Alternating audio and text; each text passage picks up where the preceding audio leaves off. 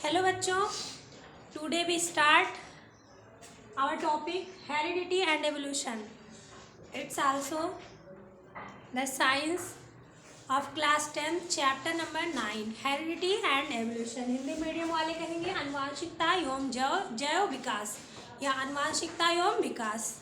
तो बच्चों, आज हम अपना टॉपिक बहुत अच्छे से पढ़ेंगे। आशा करती हूँ कि आप सब बहुत ठीक होंगे, खुश होंगे, मस्त होंगे और अच्छे से अपनी तैयारी को आगे बढ़ा रहे होंगे।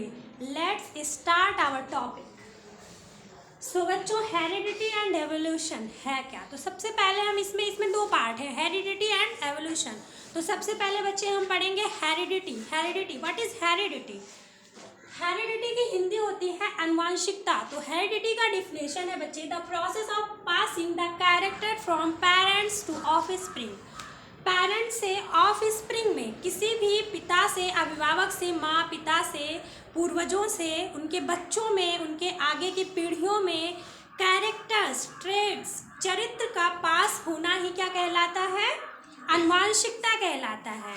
इसी को हम इनहेरिटेंस कहते हैं, इसी को हम हेरिडिटी कहते हैं। तो आगे बढ़ते हैं बच्चे। अब देखिए, मैंने इसको एकदम शॉर्ट के थ्रू समझा दिया है। Characters flowing heredity, it means the process of flowing of characters to parents to offspring is called heredity or inheritance. चलिए, ये दो प्रकार के होते हैं। अब ये कितने प्रकार के होते हैं बच्चों? दो प्रकार के होते हैं, ट्रेड्स या कैरेक्टर। कैरेक्टर, ट्रेड्स को हम चरित्र कह सकते हैं, ठीक है? इसकी हिंदी होगी चरित्र। देखिए, हिंदी में इसका डिफिनेशन मैं बता देती हूँ कि गुणों का अभिभावक से बच्चों में, आगे वाली पीढ़ियों में, पूर्वजों से आने वाली पीढ़ियों में गुणों का आदान और प्रदान जो बढ़ता है, गुणों का ट्रांसफॉर्मेशन, तबादला ही क्या कहलाता है? आनुवांशिकता कहलाता है। अब ये दो प्रकार से होता है, ट्रेड्स या कैरेक्टर दो प्रकार। एक होता है बच्चे inherited traits. The number one is inherited traits and number second is acquired traits. Number second is acquired traits. अब नाम से ही एकदम क्लियर हो रहा है कि इनहेरिटेड ट्रेड्स वो होगा बच्चा जो खानदानी होगा, जो हमें हमारे पूर्वजों से मिला होगा।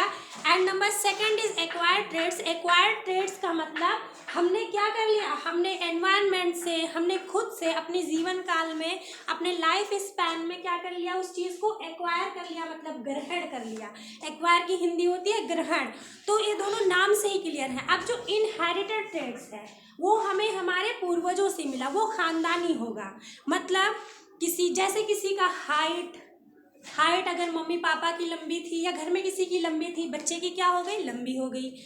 हेयर का कलर्स, किसी का ब्राउन था घर में तो बच्चे का क्या हो गया? ब्राउन आ गया। ब्लैक था तो ब्लैक हो गया। घर में किसी के बाल कर्ल थे पहले, मम्मी या पापा या घर में और भी किसी के, तो क्या हुआ? बच्चे का बाल कर्ल हो गया। कर्ल का मतलब ऐसे घुंघराले बाल।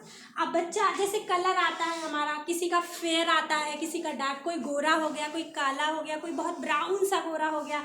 तो ये क्या है? ये सब इनहेरिटेड ट्रेड्स हैं। ये हमें हमारे पूर्वजों से, हमें हमारे खानदान के द्वारा मिलते हैं। लेकिन एक्वायर्ड ट्रेड्स क्या होते हैं? हम इनको ग्रहण करते हैं। जैसे सीखना क्या है? कोई बच्चा डांस करने में बड़ा अच्छा है, मतलब आपके घर में कोई डांस नहीं करता था, लेकिन आप क्या कर रहे हो? आप डांस बहुत अच्छे से कर रहे हो। तो ये क्या है? ये एक्वायर्ड है। ये आपने अपने इन्वायरमेंट में, आप अपने जीवन में क्या किया? मेहनत किया, इफर्ट्स किए और आपको डांस आने लगी। मेरे घर में कोई टीचर नहीं था, मैं टीचिंग करती हूँ। तो ये क्या है? ये मैंने एक्वायर किया थ्रू लर्निंग। मैंने क्या किया? मैंने चीज़ों को पढ़ा, सीखा और मैंने अपने आप को इस काबिल बनाया कि मैं आपके सामने बोल सकूं, इस प्लेटफॉर्म पे आ सकूं। या फिर सोचिए, किसी के घर में कोई सिंगर नहीं है। सिंगिंग क्या है भाई? अपने इफर्ट से आएगी। जब तुम पढ़ोगे, तुम सीखोगे तो तुम्हें सिंगिंग आ जाएगी। गाना इफर्ट से आएगा, तुम प्रयास करोगे तब तुम्हें आएगा। तो ये क्या है? ये एक्वायर्ड ट्रेड्स हैं। अब एक्वायर्ड ट्रेड में ऐसा नहीं है कि किसी के पापा क्या थे? पीएचडी थे, तो बच्चा भी पीएचडी की डिग्री लेकर पैदा होगा, ऐसा नहीं है। इनहेरिटेड ट्रेड ये नहीं है, ये एक्वायर्ड है कि अगर किसी के पापा डॉक्टर हैं तो आप डॉक्टर बन के नहीं पैदा होंगे, है ना? या किसी की मम्मी टीचर है तो वो टीचर की डिग्री, टीचिंग की डिग्री, बीएड वगैरह करके आएगा, ऐसा नहीं है। ये आपको इफर्ट करने पड़ेंगे। तो ये कौन से ट्रेड होंगे? Acquired trade. और जो आप अपने पूर्वजों, अपने खानदान के द्वारा पाते हो, जो बर्थ के समय से ही आप में अवेलेबल है, वो क्या है बच्चे? वो है inherited traits, that are called inherited traits.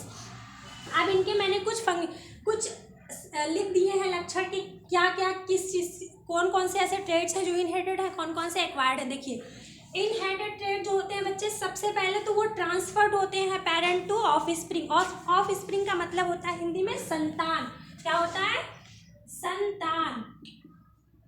अब देखिए बच्चा, ये पेरेंट, ये जो होगा इनहेरिटेड ट्रेड्स जो हमें पूर्वजों से द्वारा मिला है, वो बच्चे से संतान, पेरेंट से संतान में क्या किया जाएगा? ट्रांसफर होता है, चला जाता है, जीन्स चली जाती हैं, कैरेक्टर गुण चले जाते हैं। अब हाइट भी क्या है? आपकी ऊंचाई। कोई डॉर्फ होगा, कोई बौना होता है, तो घर में कोई ना कोई क्या होता है? बौना होता है, तो बच्चा क्या हो जाता है? बौना हो जाता है। अब स्किन कलर, आपके चमड़े की, त्वचा की कलर घर आपके पेरेंट्स से ही आपको प्राप्त होती है। हेयर, आपके बाल घुंघराले हैं, लंबे हैं, काले हैं, मोटे हैं, पतले हैं, छोटे हैं, ये सब क्या होते हैं? ये भी आपके इनहेरिटेड ट्रेड्स हैं। आप ये ले करके पैदा होते हैं, जीन्स में आपके होते हैं inherited traits. These are genetic variation caused in reproductive tissue. अब ये हमारे प्रजनन ऊतक में ही क्या होते हैं? कुछ वेरिएशन हो जाती है, जो जेनेटिक वेरिएशन है, जो जीन्स के द्वारा हमारी होती है, जो हमारे पूर्वजों के द्वारा प्राप्त है और हमारे जीन्स में ही मिली हुई है, उससे हमसे कोई अलग नहीं कर सकता। इट्स आल्सो कॉल्ड इनहेरिटेंस, और इसी प्रोसेस को हम इनहेरिटेंस कहते हैं, जिसे क्या बोला जाएगा? अनुवांशिकता। अनुवांशिकता। चलिए आगे बढ़ते हैं, ये कंप्लीट हो गया इनहेरिटेड। अब एक्वायर्ड ट्रेड्स के बारे में, अब जो हमने ग्रहण किया, जैसे हमने चीज़ों को सीखा, ये ट्रेड्स क्या होंगे? ट्रेड्स का मतलब गुण, ठीक है। एक्वायर्ड ट्रेड्स बेटा, ग्रहण किए हुए गुण ऐसे गुण होते हैं जो हमने अपने जीवन काल में, अपने लाइफ, पूरी जिंदगी में हमने सीखा। और सीखने की प्रक्रिया क्या है भाई? बच्चा माँ की गर्भ से कब्र तक सीखता रहता है। इंसान माँ की गर्भ से वर्म टू टॉम सीखता है, तो वो एक्वायर्ड ट्रेड्स होते हैं। वो हम लेकर नहीं पैदा होते कि पापा पीएचडी थे, हम पीएचडी की डिग्री लेकर पैदा हो गए, ऐसा नहीं है। Learning music, dance etcetera. अब आपने म्यूजिक, इंग्लिश बोलना सीख लिया। अब हम तो भैया बहुत ही यूपी से बिलोंग करते हैं, यूपी वाले कहाँ मोस्टली इंग्लिश बोलते हैं, सब हमारी मदर लैंग्वेज हिंदी है, लेकिन हमने क्या किया? We learn to speak English, हमने इंग्लिश बोलना सीख लिया। तो ये क्या है? ये एक्वायर्ड ट्रेड्स है। हमने इसके लिए इफर्ट किए, प्रयास किया, मेहनत किया, ये हम लेकर पैदा नहीं हुए थे। आगे बढ़ते हैं, मेकिंग मसल। अब कोई बच्चा क्या किया? आप लोग ही होंगे, जिम शिम करते हैं कि नहीं करते हैं? जिम करते हैं, जिम जाते हैं, और आपने क्या कर लिया? आपने मसल्स बना लिए। तो मसल्स लेकर पैदा नहीं हुए थे, आपने प्रयास किया उसके लिए, उसको आपने ग्रहण कर लिया, तो वो एक्वायर्ड ट्रेड्स में आएगा बच्चे। अब गेनिंग नॉलेज, आपने अपने अंदर क्या कर लिया? बहुत सारा ज्ञान प्राप्त कर लिया, वो भी एक्वायर्ड ट्रेड्स में आएगा। थर्ड क्या है? Third fourth, it are somatic variation. ये सोमैटिक कोशिका में वेरिएशन होता है, जो नॉन रिप्रोडक्टिव टिश्यू होते हैं, ये हमारे प्रजनन से ही हमारे अंदर मौजूद नहीं होता है। अब ये पूरी प्योर रूप से, शुद्ध रूप से ये हमारे एफर्ट से आते हैं। जब तक हम प्रयास नहीं करेंगे, हमारे अंदर कोई एक्वायर्ड ट्रेड्स नहीं आ सकता।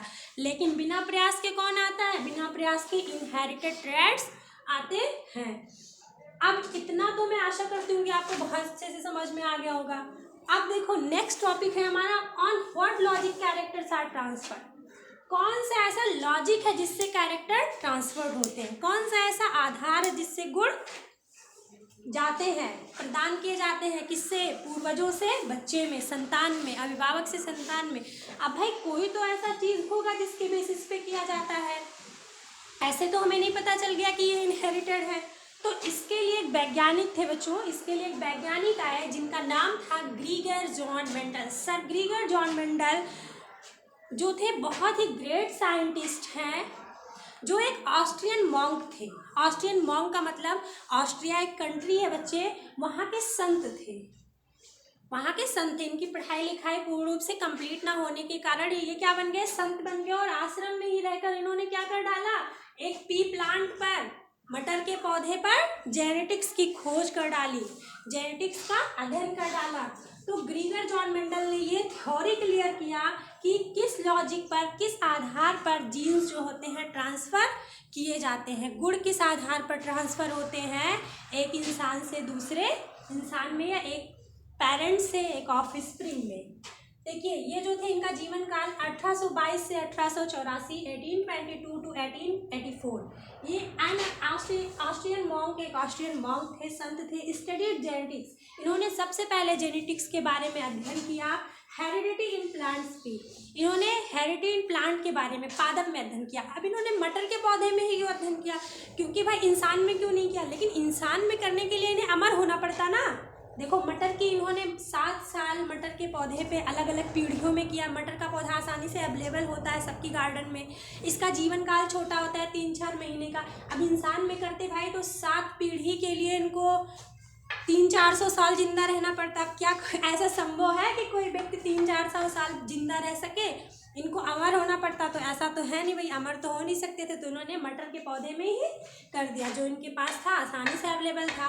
अब इन्होंने मटर के पौधे में किया, अलग अलग चीज़ें मिली, अलग अलग कैरेक्टर्स थे, 7 पेयर्स में इनको सब मिले कैरेक्टर्स।